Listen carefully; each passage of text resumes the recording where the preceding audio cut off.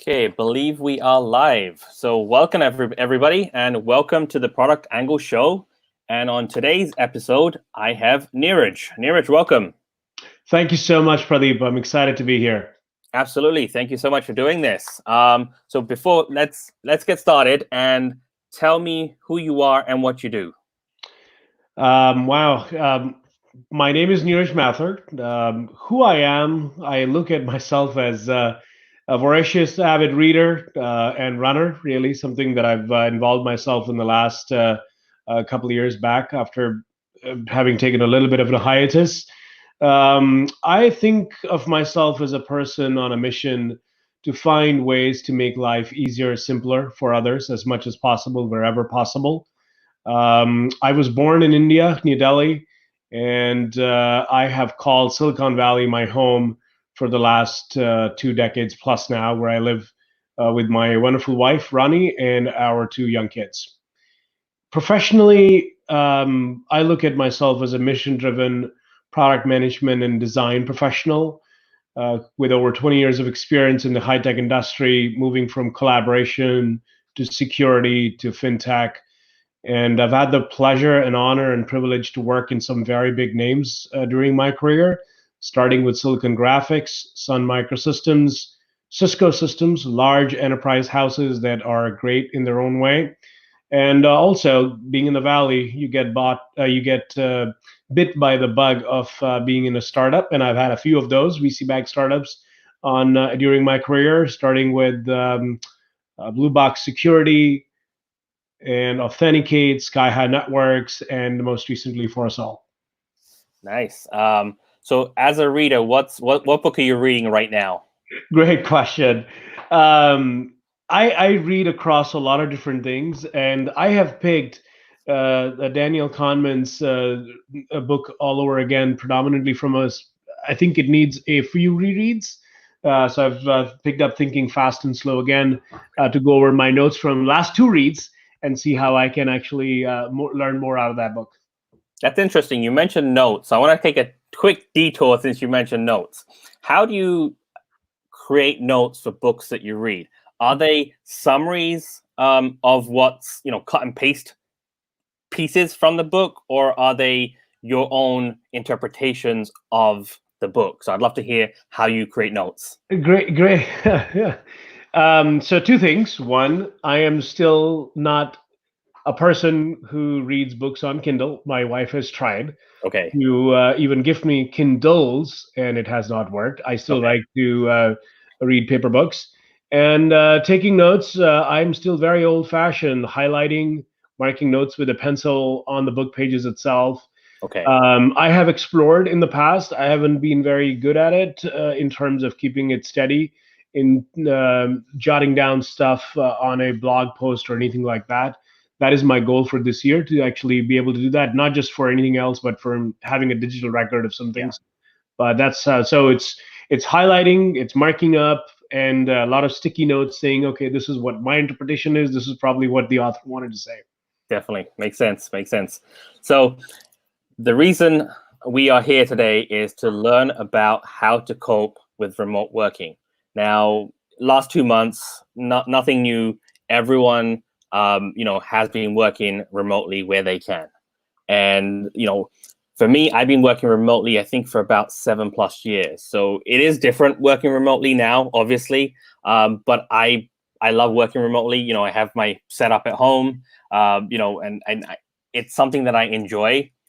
But I know that people who have never worked remotely can feel overwhelmed because they just aren't sure of how it works. Some people think Zoom and Slack are the remote tools, and it's Zoom life, if you will. But clearly, remote working is more than just being on video calls. So I'd like to spend the next time going over how to cope with remote working and your experiences. So before we get started, what is remote working? How would you define remote working? Yeah, I personally look at remote working as a work style that allows professionals to work from anywhere they want. Mhm. And they're not tied down to an office. They're not tied down to any location for that matter. You could work from a vacation home, you could work from your home, you could work from anywhere in the world, be able to meet your goals, objectives as designed, defined by your organization for you to cope and be able to deliver on your business objectives. And effectively, the other way to think about, in my mind, is zero commute. Yeah. And being living in Silicon Valley, commuting to SF on a daily basis, and having spent about 3 hours on a good day and sometimes more, I think that's having zero commute is crucial for a lot of people.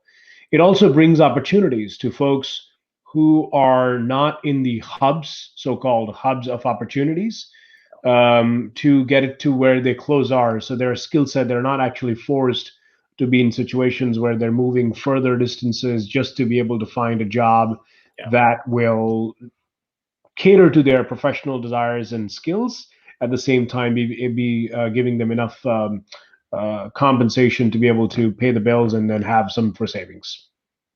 Definitely. I like that definition. I've worked remotely based out of New York, but there are times when I can just pick up my laptop and go visit family in London or wherever it may be, and still be able to work Eastern-based hours from a different country. And Yep. that's the beauty of remote work, that you can work from anywhere, anytime, without being constrained to a physical location. True. Yeah. What are some of the best practices for remote working, would you say? Wow.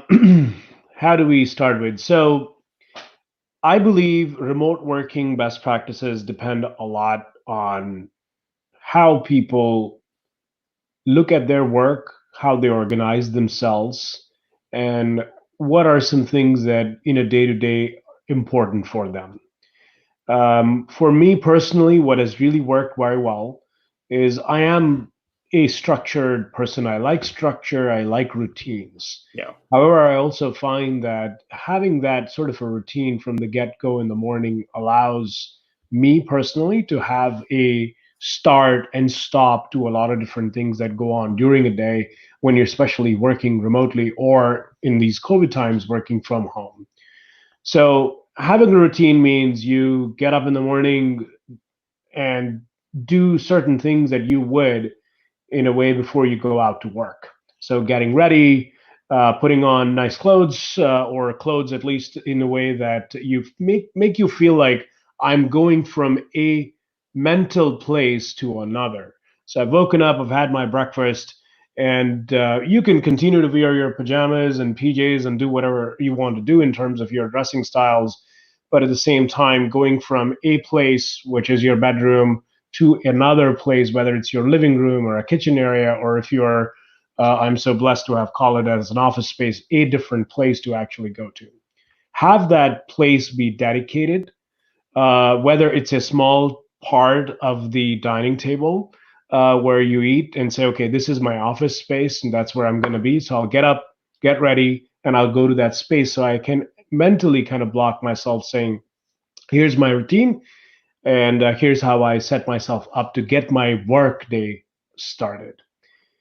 The other part that comes really good to me and continues on the theme of being structured is structure your day. It's great when you have a day off and to kind of think about, okay, I'm not going to start working at 8 o'clock or 9 o'clock. I'm going to go at 11 because I watched a movie last night and stayed up late reading a book or what have you. But on a regular basis, you must have a structure to your day. Define your hours. I mean, most of us who have meetings or are in roles that require us to interface with others, we are bound by those hours, whether it's 8 to 5 or 9 to 6 or what have you. Meetings, group them. That is one of the biggest things that I learned is as much as possible, have a day for yourself out of 5 days of work week. Get a day where you say, I'm not going to have meetings, whether that's Friday or Wednesday or Thursday or in some cases, very rarely, wherever possible, Tuesday or a Monday, but do that. And as much during a day possible, group those meetings so you can have all the conversations you need to have wherever possible, and then have some chunk of the day available to you for getting your work done. Definitely. What about from a parent's perspective, many people would have childcare or other help that they can for their children, but now everyone's in the home at the same time with children. How do people balance that home life with kids? Yeah, look, I'm a big believer. There was a time almost a decade ago, people started talking about work-life balance. I don't think there is something called as a work-life balance. I think there is a need for a work-life integration. Yeah. And many a times it happens that a lot of us in the high tech are working over the weekends. Um, right or wrong, that's up for debate. Whenever possible, you got to do what you got to do. I'm a big believer of waking at Sunday 8:30 in the night. I do look for an hour and a half to actually plan the rest of the week. So my week really starts on a Sunday night. Work-life integration means not just one way. For a long period of time, we've actually brought work to home. Yeah. We haven't really made a conscientious effort of taking home or home things over to work. COVID and the current setup has allowed or enabled us to start thinking about that. When you have kids, when you have spouse who's also a professional working, then you need to find that balance. And the way I cope with it is we have a set hours. We define that, okay, one of us is gonna have to take care of the kids, and if the other person has an important meeting. Right now I'm with you, my wife. We have young kids that require a little bit of supervision. She is taking care of the kids. So having that balance and being very, very communicative, thinking of really our co-working, our working and home integration as a partnership between the partners is extremely important. Carve out days. One of the biggest things I learned to get into a habit of workout, where I was not able to stick to it earlier, was I started putting my workout routine into my calendar. Yeah. Even though it's at 6 o'clock and between 6 a.m. and 7:30 in the morning, but it's in my calendar so that I get a reminder at 5:45 saying you got to go get to your workout. Yeah. These days, I'm just getting out. I'm not going to a gym or anything of that sort. I just go dress up and go run or do some workout at home. But put it on the calendar, block that time so everybody knows where you are, available, unavailable, available only via phone or what have you, to bring that balance and integration into your life. No, that's a good point, because that's the way I work as well. If it's on the calendar, it's going to get done. I can create a sticky note, a mental note in my memory, but if it's not in the calendar, it may not get done. So even if it's just a task, go research this or go do this, block some time, and I know it gets done. So I'm completely with you on that. Yeah. One quick point I'll add here is about being creative. Yeah. And what I mean by being creative in this situation is two things. One, there isn't going to be a pattern, especially for parents. What worked last week, Yeah. rest assured, isn't going to work this week. Yeah. Kids are going to have their own ways of asking for things. They may need help with homework, or they may just have things going on where you need to adapt and adopt and be able to collaboratively keep working. And the other part is going back to our conversation about meetings earlier. For getting creative means if you don't need to be in front of a screen, everybody's getting we have this notion of Zoom fatigue. Yeah. Not every call needs to be a video call. I get it. As a matter of fact, unless you really need to share a screen or some artifact, make it a phone call. And actually, by the way, while you're making the phone call, walk around, get some steps in, get up from your chair, move around, get a sip of water. I actually purposefully have a small size water bottle at my desk. And what it does is it actually empties out about every 90 minutes to 2 hours. I keep sipping it. And what it does is, because it's small enough, I have to go to the kitchen, fill it with water, bring it back up. That forces me to get out of my chair a little bit and allows me to kind of get out. Otherwise, it's very easy to just hunker down and be at your desk all day long like this, which is bad for a variety of reasons. Definitely. I mean, this was my favorite tool because before this, Zoom calls were only when you needed to share a screen or you needed to talk about something where you can see visual facial expressions. Yeah. Other than that, put this around my neck and you can take calls, walk around, and it was really good. Yep. So what are some of the, I guess, you know what, before I ask that question, how, with as a parent with someone with kids, how are you finding the education that your kids have to go through now? I'm guessing it's Google Classrooms or some kind of digital based education. As a parent, I'd love to hear your perspective because I'm going through the same thing. My son does his homework at different times. There are some set Zoom calls which are not mandatory. Everything is done through Google Classrooms, and he actually wants to go back to school. He misses school. So I'd love to hear from your perspective, how are your kids handling it, and how are you handling it, helping them, be educated? Yeah. Look, it's a challenge for all of us, and I am particularly blessed because a lot of when this started in our family, my wife has been a great rock for us in terms of getting the kids into a routine, being able to get into schedules, being able to do the homework, get through the homework. We are a Google Classroom school district. Los Altos School District is Google Classroom, and I think the teacher and staff have done a great job. They were on the money within the first 5 or 6 days of getting the kids back into some kind of a rhythm of being able to access online material and stuff like that. So we didn't have a lot of break, which is great because when the kids get used to, yeah, I don't have school tomorrow, so I can stay up late at night and then wake up later in the morning and whatnot. How we're dealing with is how I mentioned earlier about structure and routine. Yeah. We have not changed their go to bed time during the week, so it still continues to be whatever it is as a school night. They do get a little bit of leeway over a Saturday night, but that's about the only night they get a little bit of leeway. So sticking to that structure has enabled that they're actually just kind of, it's like I'm just going through my routine of going to the bed at the same time, waking up at the same time, and starting my learning or what have you. We are also fortunate that any of the extra classes, so for example, Taekwondo lessons or any extra math lessons or what have you with different places, they've done a great job of offering it online as well. So we've been able to actually bake a schedule that has not done a lot of different it's not created a lot of issues in the scheduling side of the house, which has really helped our kids. My son, who's much younger, goes to a daycare. His daycare has actually also started Zoom meetings. Okay. And it's hilarious for me. Maybe a month or so ago, when he mentioned he woke up in the morning and said, "I got to go to my meeting." And it was really funny because little boy wanting to go to a meeting so he can see his friends. They've coped. Yeah. We are privileged in many ways and very blessed that all these institutions that we have access to, have enabled all of these learning abilities.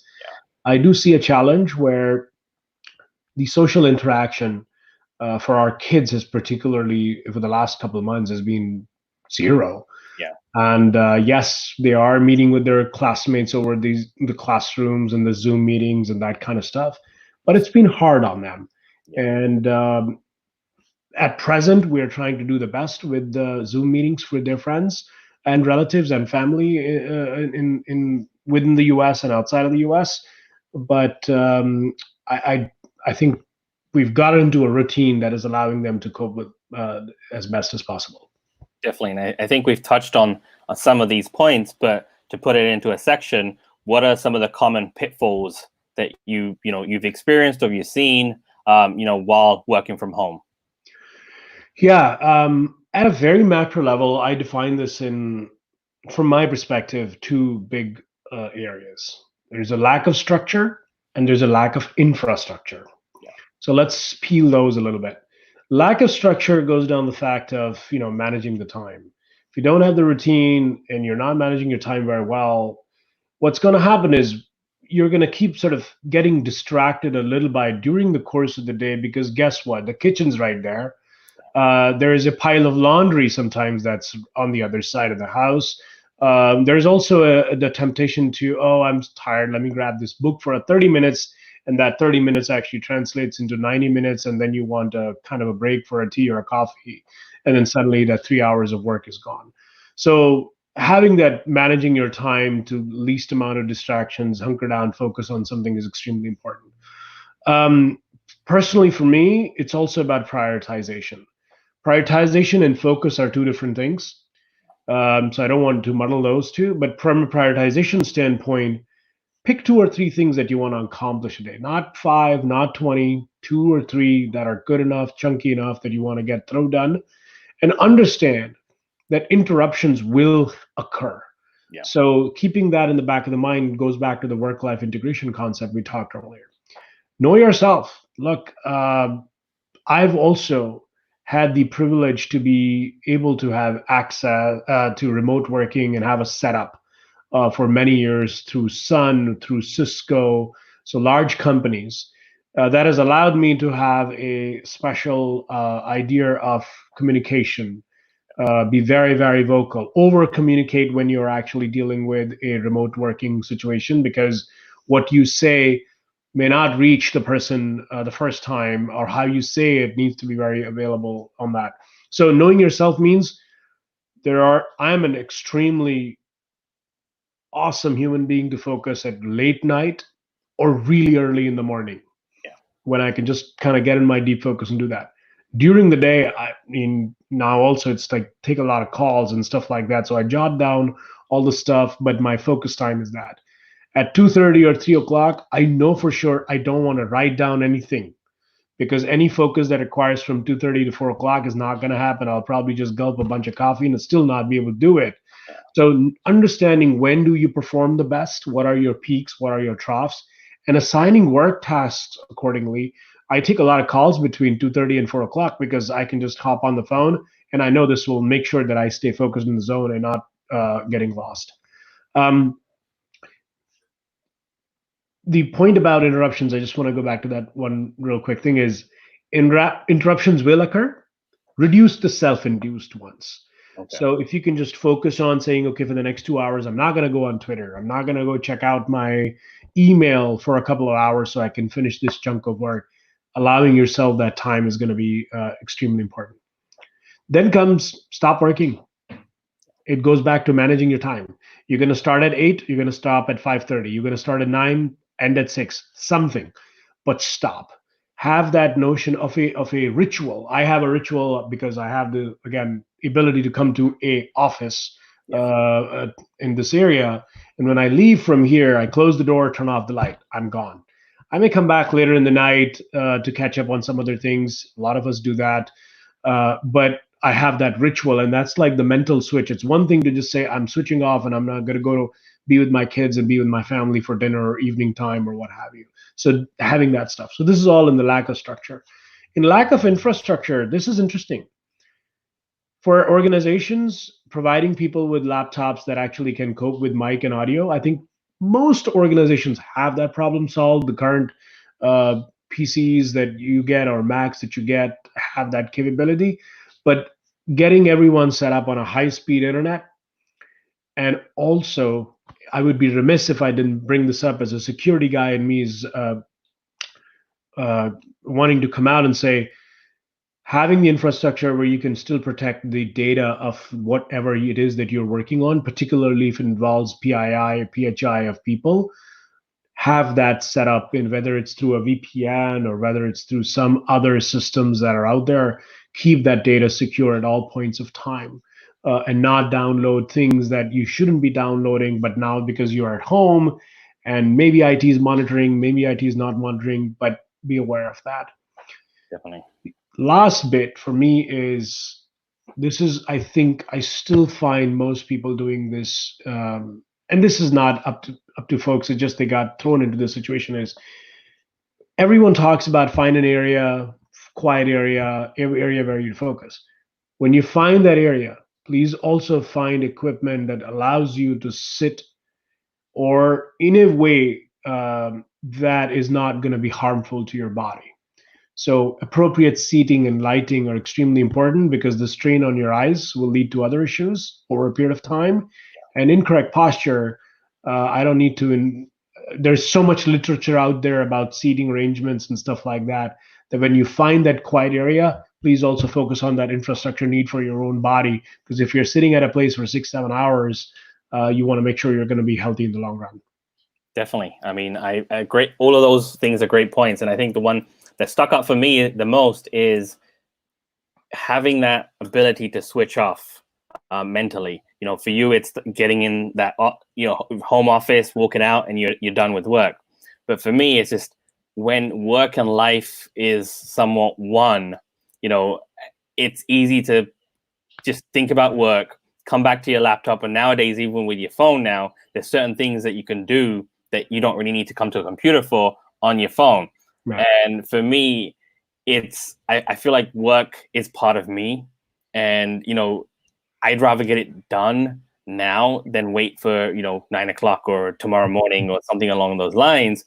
And I've been lucky not to be burnt out and what have you, but I think that's just my nature, that I'd rather get things done now and blur that line a little bit between switching off and going doing other things where I think it's still important to spend time with family and focus on them, but other than that, work and life is somewhat together for me, if that makes sense.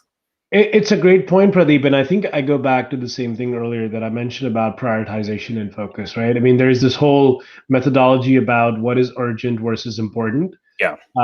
Having that balance where not everything needs to be finished right there and then. Not every email or every Slack message, or for other people using other kinds of mechanisms, whether it's Teams or other instant messaging capabilities. If it can wait, that's where we kind of think about, right? Can it wait? Should it wait? And as a leader in a team, I'm very, very careful of sending out emails late at night or sending any Slack messages after hours, what I consider after hours, where I consider whoever I'm working with basically stepped away for a normal dinner or what have you. Yeah. Is to be very, if you must write something that is considered after hours, be very careful in your asking. It can wait till tomorrow, or it can wait until Monday when you're back. If I'm sending on a Friday, I don't want you to work over this over the weekend or something like that. And what it does is it will help all of us to kind of take a step back from the frenzy that we've kind of gotten ourselves into. One of the most beautiful things that has happened as a result of this COVID, which is horrible, is that we've slowed down a little bit. Yeah. We're not rushing around from thing to thing to thing to thing to thing. And I think that's something we should all take as a step and say the ability to just slow ourselves down and allow us to do few things, but do them well. I mean, you've seen me say this earlier on Twitter and other places. I'm a big fan of slow is smooth, smooth is easy, which is out of the SEALs. There is a lot of truth to that. When you slow yourself down, start making things smoother, you will eventually get a higher productivity. Yeah. But it's important to do that. No, definitely. I totally agree with you. What have you been doing? Obviously there's no human interaction besides your family in your home. What kinds of things have you been doing? What kind of things can you recommend for people who miss that human interaction element? Yeah, it's a tough one. This is where I think for most people, you realize human interaction is a core part of what we do. Man is a social animal, is said, right? I like to say humans are social animals, so that we're not saying just man is a social animal, as if women don't need to interact with other social beings. Humans, yes. So you pointed this out earlier. The remote work that we are seeing now is not typical. This is atypical time of what I mean. Everybody's kind of moving to remote working now, but COVID has changed a lot of things. How we've been dabbling it is more interactions with our family and friends, I have been able to connect back with some of my um, grad school, undergrad friends that I've not spoken with in a long time. We've tried, and it has worked to a certain degree, to actually have a call between three of my very good grad school friends. So on a every Saturday we try to connect for 30 minutes or so. Whether it's just a phone call, I could literally be walking in the night up and down the street and just be doing a phone call, or we try to do a WhatsApp call or something like that. In terms of picking up, I have had the opportunity to connect with a lot of people that my almost 15, 16 hours in a week was going in commute. Yeah. I have allocated a lot of that to my family, but I've also brought some of that time to connect with a lot of professionals, a lot of people that I've not had a chance to or couldn't schedule because it was always about don't have time or just where do I slot this with overlapping calendars and stuff. Yeah. In terms of social, look, I think we're still hunkered down. So there is not a lot of other social activities going on. I did get a chance to actually walk with socially distanced apart with someone in the neighborhood a few times. He's a marketing leader and a very smart person that I've been able to actually connect with. Yeah. And so it's that kind of stuff. Fair enough. What are some of your favorite tools that you've been using more recently? More recently, Yeah. I put this in two categories. So for work-related stuff, it's been Google Docs. Yeah. It allows for collaboration, collaborative conversations, writing materials and stuff. Zoom, that's my favorite. We do so much on Zoom. Um, as a from a product building design standpoint, Figma and Balsamic are my two favorite. Balsamic is something I don't know. It's been a decade or more. I used to say this. It's so quick and so easy, an MBA can do it. Especially if you're in product management, that is one tool that everybody I suggest should leverage. Figma is another one. I think we've moved on from the times of the sketches and everything else to Figma, collaborative, very, very easy. And Slack. Yeah.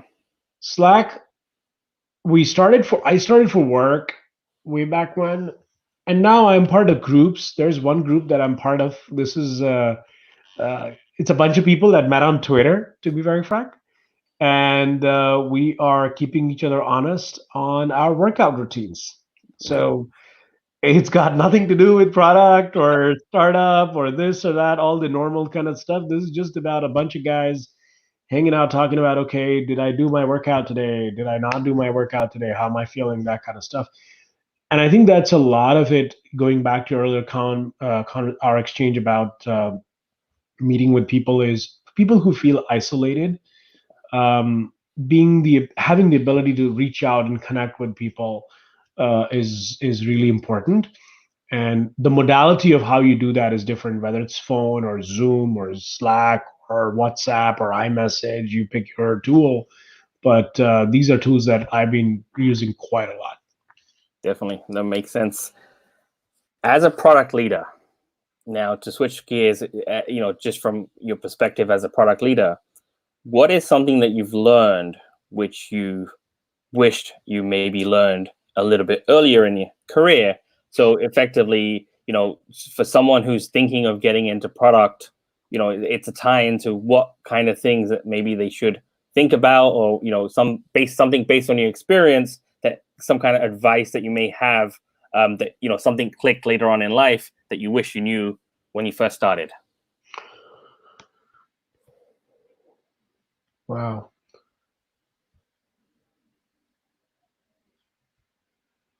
A bunch of different things come to mind. Yeah. And let me leave you with two for today. Mm-hmm.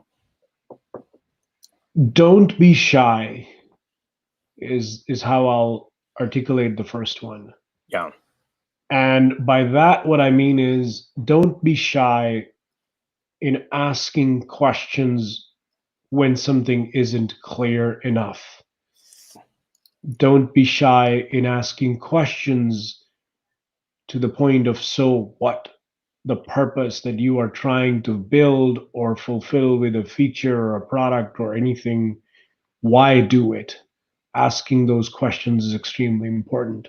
Yeah. Don't be shy to voice your opinion with the fear that, oh, I don't know if I know this enough or not.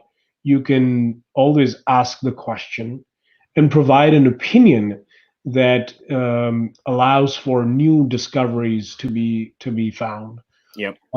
Don't be shy that you will bring a perspective that may be absolutely refreshing and a line of thinking that may not have been thought before. Don't be shy in asking questions about technology that you may not yet understand or grok completely, Yeah. because it'll allow for your own learning to grow in a manner that you may not have foreseen in your career or at that point. Yeah. Um, don't be shy to sending out messages to people, to strangers, where you may seek their help, you may seek their advice. People call it mentorship or what have you. Your goal is to discover as much about a particular area of interest as you can before you figure out this is where I want to go or not. Definitely. So, all the facts on don't be shy to go after certain things. The other part, as I learned over the years, um, when you're starting your career, don't be shy goes really well. After you've been in the career for a long period of time, don't be shy to offer help to others if Yes. you see them. If you see someone could really learn something new, offer it to them. Be vocal about wanting to lend a hand to others. I've been very fortunate. A lot of other people have actually provided me time and spend energy to actually help me learn a lot of new things, technical, business, startup, leadership, what have you. So pay it forward Yeah. is extremely important and very crucial to me. The other thing I would say is learning never stops. Uh, g- Working with people who challenge you makes your makes you better in terms of your experience, expertise, and focus, and allows you to say that the things that you opinions that you formed, are they well grounded, or they need to be optimized as time actually changes for you.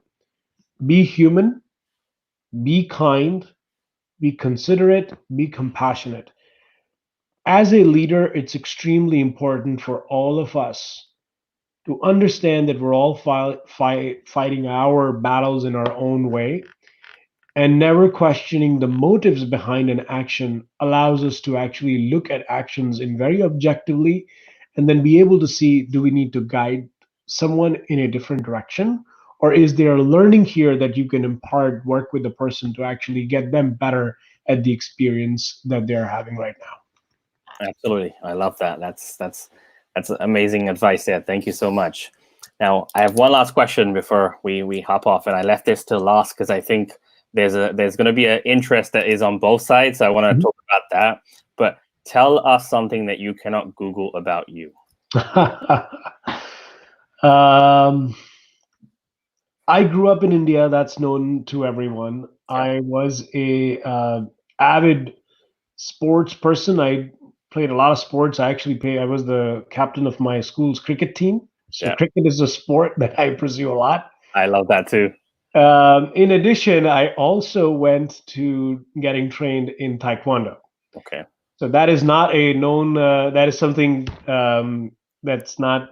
I usually don't talk about it a lot. A lot of the structure, discipline, focus that I have had in my life since then is actually the training that I took in Taekwondo. And I think martial arts, in some shape or format, allow you to hone in your internal. You're not fighting anyone else. You're not competing with anyone else. You're just competing and with your own self to get better control on yourself. So yeah, that's one thing that I'm extremely proud of. As a matter of fact, I'm so delighted. My daughter is actually practicing Taekwondo now here at a local Yeah. dojang, and she just recently moved from her white to yellow belt. Wow, So congratulations. thank you. We're very proud of that, and I see that moving forward, that focus, discipline is coming to her as well. That I know as a young child, I was fortunate enough to get that training and be able to leverage that for the years. Absolutely. So, cricket. Do you watch the IPL by any chance? Yes, I do. Yes, Yeah. I do. I was born and raised in Delhi. Yeah. So Delhi Daredevils, which are now Delhi Capitals, are my favorite team, and I look forward to winning them all the way one of these days. I know. I mean, I'm kind of missing that because this is the time of year that IPL will be running. Yep. And I'll be glued to the TV watching the scores and what have you. But it is what it is, right? So hopefully they'll be able to bring it back soon. Yep. That's a fair point. Yep. So thank you so much for this. I appreciate your time, and I learned a lot on how to cope with remote learning. We are going to be doing another one same time next Thursday. But for now, thank you so much. Is there anything you'd like to say before we leave? Yeah, just one thing. Well, thank you for having me on, Pradeep. I really appreciate being here. And as parting words, I'll just remind everyone, and this is more of a reminder to myself and us as well, is um, it's COVID has changed a lot of things.